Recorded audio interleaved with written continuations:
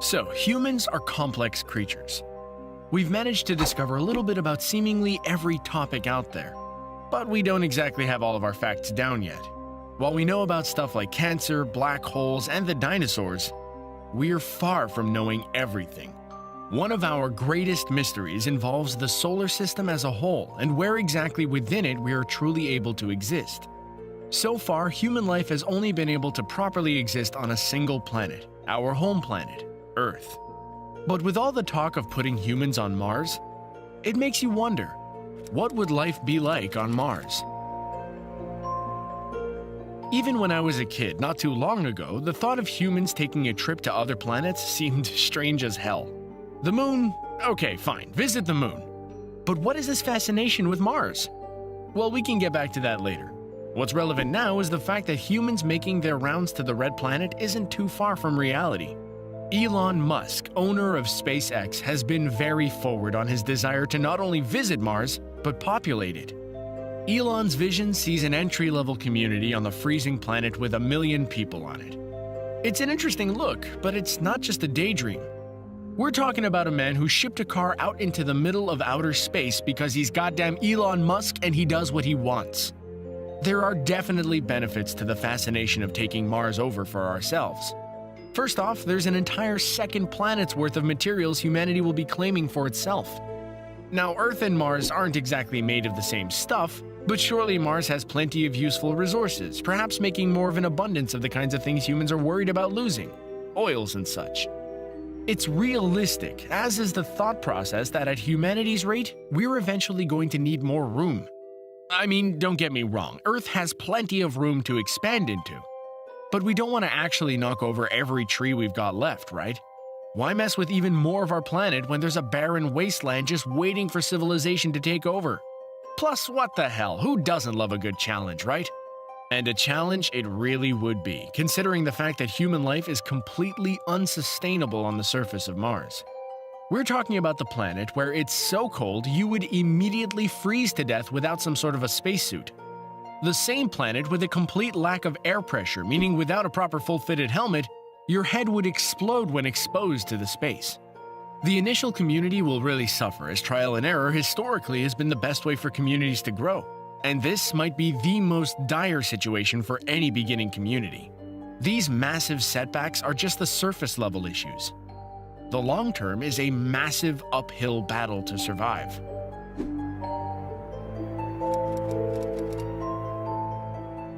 We'll have to work out exactly how to extract water from the planet, if it's even possible.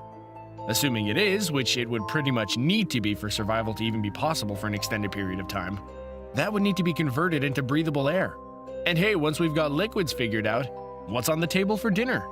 Mars doesn't exactly look like the habitat for many food sources, and the soil there is incredibly toxic, so good luck with farming until any sort of decontamination process can take place.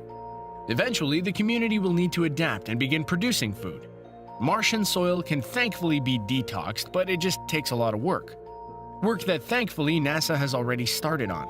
All of these complications could spark a few of the community members to try changing themselves physically to adapt, so that the future generations more naturally belong where they're living. Oddly and almost poetically, our great hunt for different life on Mars could end with humans actually creating that different life in order to successfully thrive on the planet.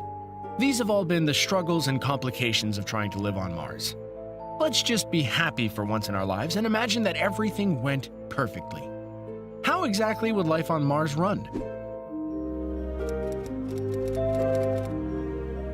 Well, barring the bodysuits, going for a walk might be pretty cool, believe it or not. With the surface of Mars having around 38% of the gravity Earth has, it'll take some adjusting. But it might make for some more fun modes of transportation. The daytime sky would have that of an orange tint due to the high count of dust in the atmosphere. However, the night sky would be the real show as it's entirely filled with stars. And occasionally, both of Mars's moons, Deimos and Phobos, can come out at the same time. Sunrise and sunset would be similar to that of Earth's, but the area around the sun would become blue.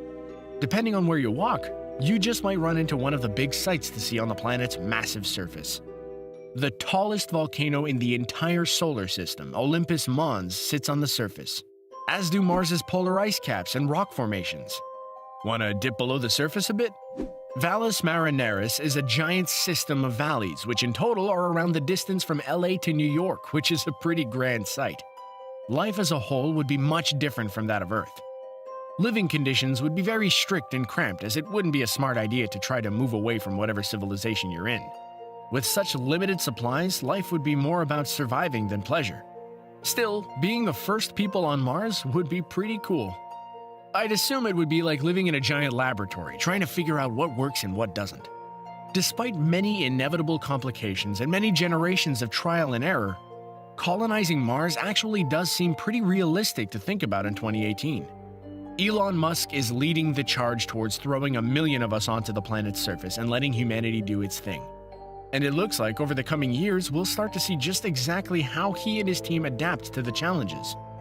Who knows, maybe we can do a follow-up video once Mars is colonized and see how it went. Thanks for watching.